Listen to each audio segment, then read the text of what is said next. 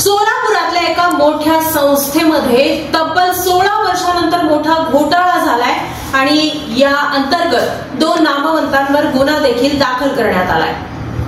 संस्थेचे सचिव आणि आयुर्वेद महाविद्यालयाच्या प्राचार्यांनी जवळपास 12 लाख रुपयांची संस्थेची फसवणूक केली। या प्रकरणी 16 वर्षानंतर दाखल फिर्यादीनुसार फौजा चावडी पोलीस ठाण्यात उभयतांविरुद्ध गुन्हा दाखल करण्यात आला आहे। दीपक शंकरराव आहेरकर आणि प्रदीप सतीश नांदगावकर अशी आरोपींची नावे आहेत।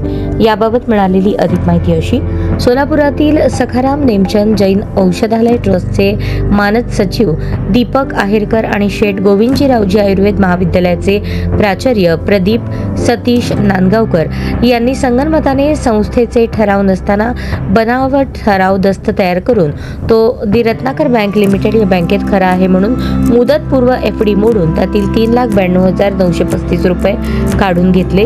हा प्रकार 2005 ते 2009 दरम्यान गोविंदजीरावजी आयुर्वेदिक महाविद्यालयात घडला। कर्जाची आवश्यकता नसताना ट्रस्टमधील विश्वस्तांना माहिती न देता रत्नाकर बँकेतील 24 लाख रुपयांची एफडी वर तारण ठेवून 8 लाख रुपयांचे कर्ज काढले।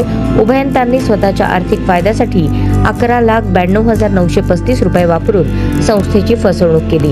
हा प्रकार निदर्शनास आल्यावर अरविंद रावजी दोशी राहणार सोनी कॉलेज समोर प्रतापनगर रोड सोरेगाव यांनी शुक्रवारी मध्यरात्री फौजा चावडी पोलीस ठाण्यात फिर्याद दाखल केली। त्यानुसार दीपक आहेरकर राहणार पश्चिम मंगळवारपेठ सोलापूर आणि प्रदीप सतीश नांदगावकर राहणार पन्नालाल नगर अमरावती यांच्या विरुद्ध भारतीय दंडविधान कलम 420, 467, 438, 471, 34 प्रमाणे गुन्हा दाखल करण्यात आला आहे। सहाय्यक पोलीस निरीक्षक पाटील या गुन्ह्याचा अधिक तपास करत